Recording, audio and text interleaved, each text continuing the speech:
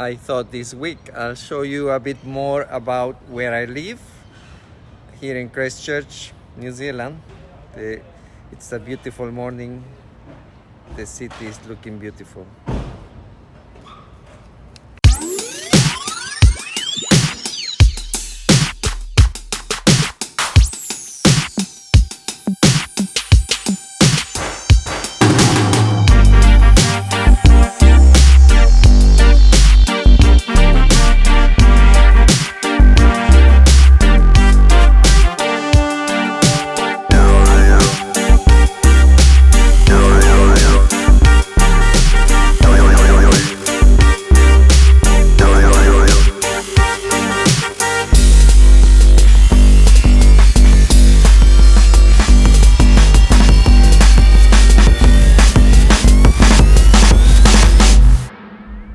Welcome to my channel. This week I'm super excited because I'm going to be having a very special guest. As you know, Valentine's is about a week away, so she is actually going to talk to us about love. Her name is Kristina, and without further ado, here we go.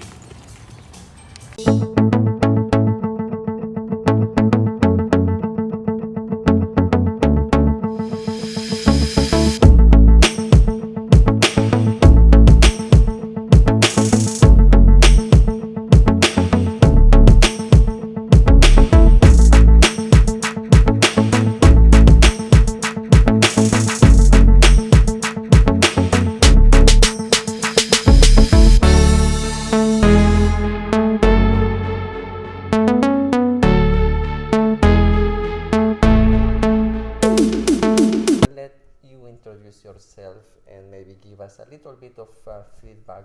Tell us something about you. Yeah.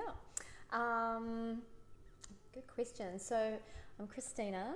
I'm a dedicated yogi and Course in Miracles student, and do a lot of work with people. And I guess my journey has been the journey into love. So, and really about understanding how do I live life with an open heart, and then how do I learn to love myself so that I can love others, so that I can really kind of experience life in the fullest kind of way. And I say my journey's been a journey into love because I was probably right at the beginning someone who was terrified of love. So you kind of your journey from what you were saying started like some time back, a few years back, when you had a split with your kid's dad. Yes. And then you kind of went into a journey. You went to South America. Yes. So how long you were there, and how that went? So basically, well, I guess so. The father of my children is a wonderful human being, and but he was a safe person.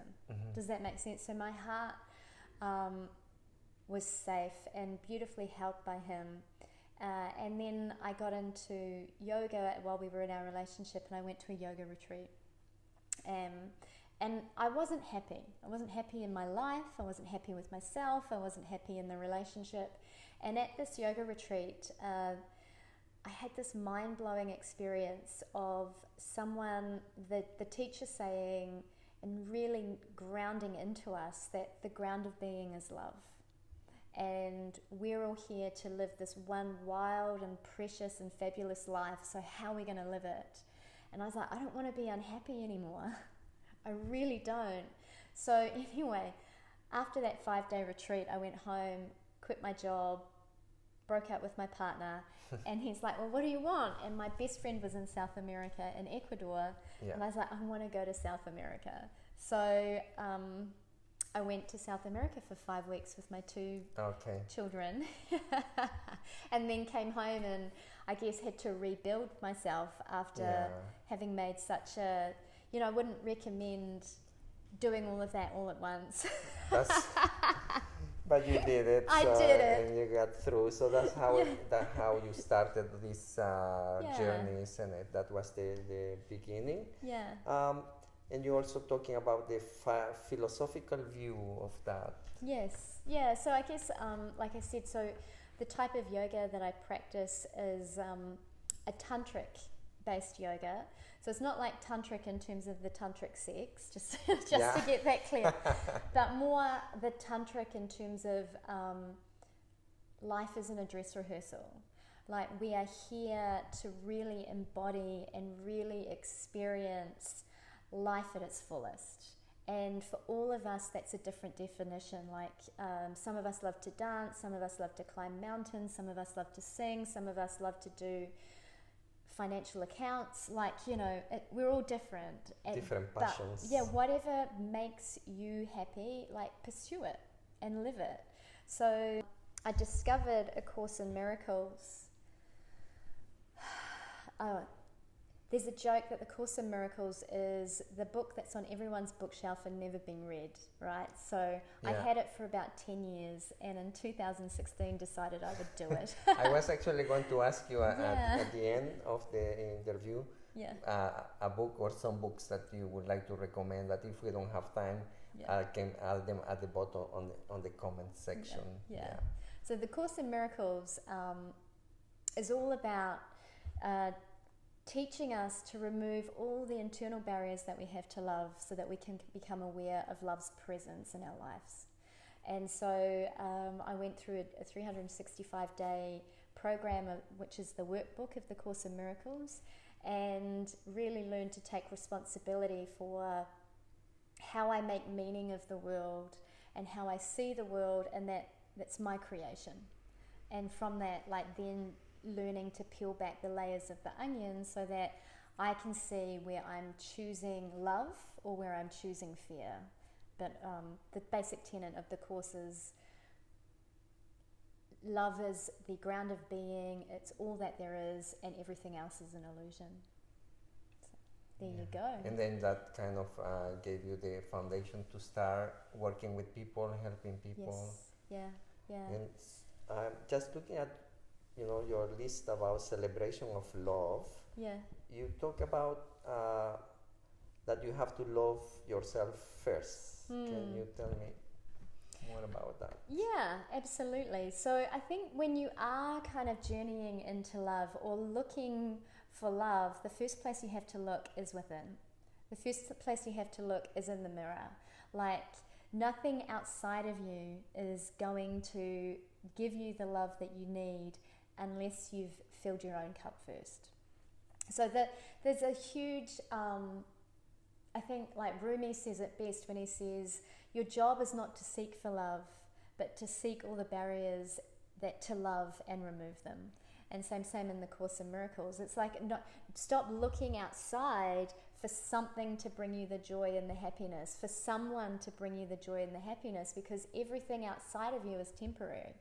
And that's the greatest relationship you're ever going to have is the one with yourself. Like, it's, Oscar Wilde said it, you better learn to love yourself, baby, because it's a lifelong relationship. That's what you got. Yeah, exactly. That's what you got for life. Exactly. And you know what, when I was doing the Course in Miracles, like, I actually did fall in love with myself, and not in a like cheesy, like horrible way, but just being able to, for the first time, look in the mirror and go, oh, I'm attractive. Yeah. Why wait till you're in your 40s to do that? Like, what a waste of 40 odd years. Yes. Yeah, exactly. Like, every other time I'd looked in the mirror, it was like, oh my gosh, I'm so ugly. What? That's not choosing love. Yeah. Yeah, I don't know. We're more beautiful than we think. We are. Yeah. And you were talking about this, the soulmate concept. Yes. Yeah. That notion. Yeah. Well, I guess for me, the spoiler alert, there is no such thing as a soulmate. Like, there's no one out there who's going to complete you. that line from Jerry Maguire, and we've already Yes. said I love Jerry Maguire. Yeah, it's one of my favorite movies. I used to have it on DVD. I like the music. I love the music too. I love it. So there isn't, for me, no one completes you. There's no soulmate. There's no special person. In the Course in Miracles, we talk more about the holy relationship versus the special relationship. So you don't look for some special person that's going to solve all your problems, because they don't exist.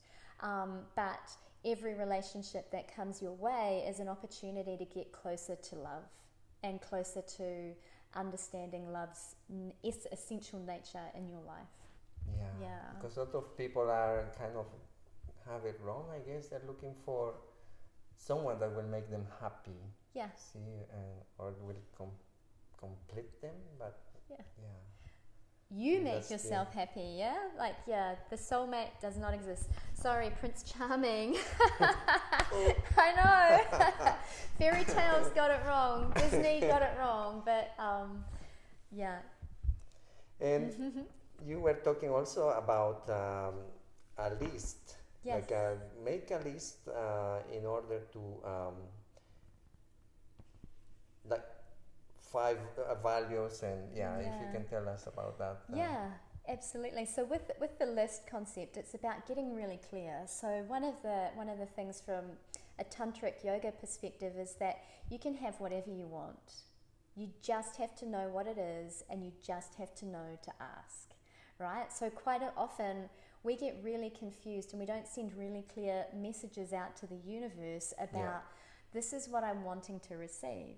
So if you are looking for love outside of yourself, because you have a full life and you want someone to complement it, then make sure you get really clear about what it is that person needs to bring, to that relationship. What are their values? What are the top 100 kind of list?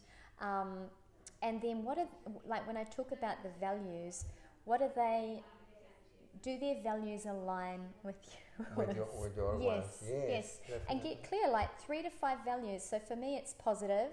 For me, it's about personal growth and transformation. And for me, it's about they actually have to be people-centered. They want to make a difference in people's lives.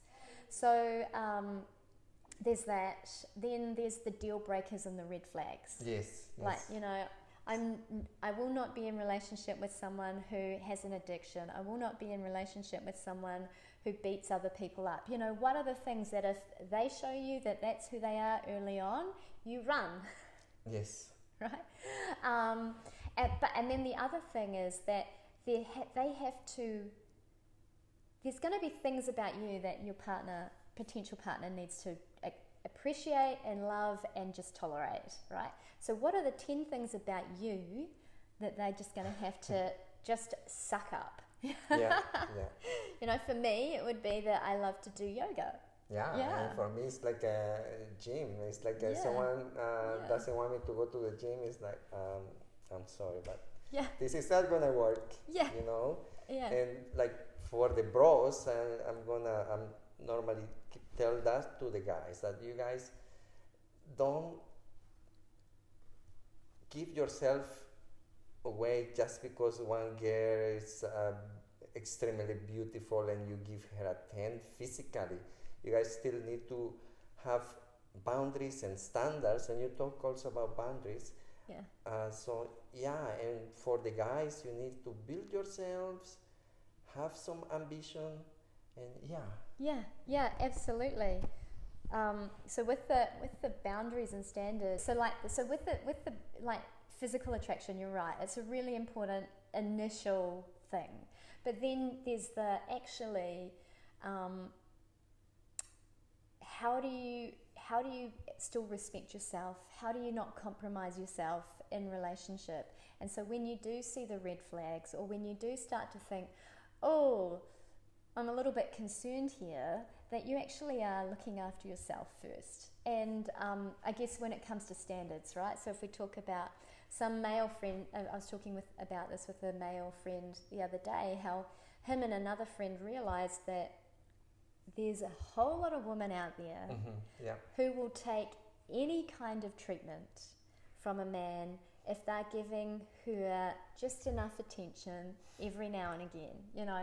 Yeah. And that's where the boundary needs to go in place. If he's not calling you except for Friday night at 10 o'clock, then The booty call. yeah, booty call, yeah, then he's not worth it, sister. And you're worth more than that, yeah? Okay. Yeah. You're like, no, don't put that out there. Don't ruin it for us boys. But you know, if he's putting you down or she's putting you down, then they're not worth it. If they're not making time for you, then they're not worth it. You know, like there will be someone better out there. Yeah. Absolutely. Yeah. And you also touch on spirituality, spiritual assignment that we, every person we love, it's a spiritual assignment. Yeah, especially our parents. But we're not going to talk about that today. So, and I guess that comes down to the philosophy of the Course in Miracles. So that the course, that philosophy that I follow is that the job of our relationship is, so typically we're looking for a special relationship. And when we go into a relationship, we're special, I'm special, you're special, we're special together. You fulfill my needs, you complete me, and then obviously what happens is you get attracted and you think all of that stuff, and then after about 3 months you start kind of seeing the real person, and the problems start coming up, and the ego goes, oh, this isn't good. I'm not sure about this, you know, and the natural tendency is to run. But when we see a relationship as a holy assignment or a spiritual assignment or the holy relationship, then that's where you go, oh, this is good. This is good because this is showing me where I'm not seeing life or being in life in love. Like, because I can't hold space for this person in this way. And then obviously there's the boundaries, like if they're being physically violent or abusive or whatever, like you don't stand there and go, oh, this is a spiritual assignment.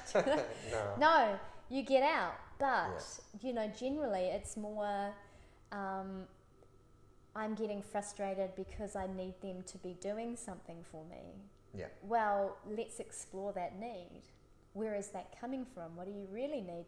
Does your partner really need to be fulfilling that need? What is it that's not healed inside of you, or what is it, you know, that you can be using this relationship to work through and heal, so that you can step into the greatest kind of version of love that you can be. Kristina, so you do one coaching sessions to help people. So and what other events you have coming up? So I do absolutely do one-on-one coaching, and then with Valentine's Day coming up very soon, and obviously my journey is all about being, you know, getting myself stepping more into the flow of love. And that doesn't mean that I'm always choosing love every moment from every day, because sometimes, you know, I'm driving my car and I'm like, oh, go faster. So I have on Valentine's Day, on the 14th of February, a Ceelebration of Love masterclass. Okay. Yeah, I'm really excited about that. Are these exclusive for the ladies only, or it's a mixed group? So in case one of my bros is interested, they can always... I'm going to put all your information in the comment section with all your contacts, like if you have Instagram or whatever you have, website, and so people can find you. Fabulous. Yeah. Fantastic. And it's been really, really fun, a pleasure to have you, and thanks for agreeing, for your generosity. Thank you. And Thank you. Keep the love going, flowing. Keep the love flowing and going, absolutely. And thank you for interviewing me. Really appreciate it. I hope that you enjoyed the video. I have included Kristina's contact information in the comment section below. Don't forget to like, subscribe, and share. And I will see you soon. Peace.